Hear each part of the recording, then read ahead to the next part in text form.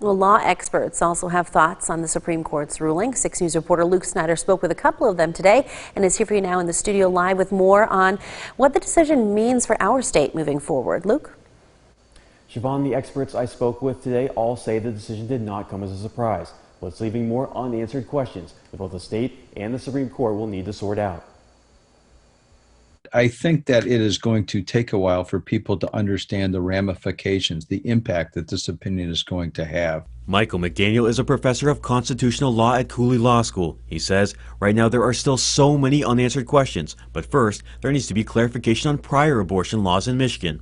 This 1931 law says that it is a felony, it is criminal behavior for anyone to perform an abortion. Experts at MSU who teach medical ethics say that law has few exceptions. Would be when the mother's life is directly and imminently at stake. Otherwise, there's no exceptions for rape or incest.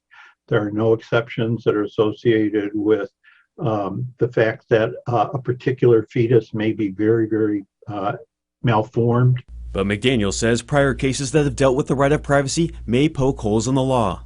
Even looking at this law on its face, there's a question as to how the law can be applied and individuals can be prosecuted under that law. But there is a greater question, and the greater question is whether or not this 1931 law is constitutional at all. And that will need to be cleared up by Michigan's highest courts. We really need the Supreme Court to tell us whether or not this recognition of this right of privacy and this threat of right of privacy called right of bodily integrity does apply in Michigan to a right of a woman to choose whether or not to have surgery, including to terminate an unwanted pregnancy.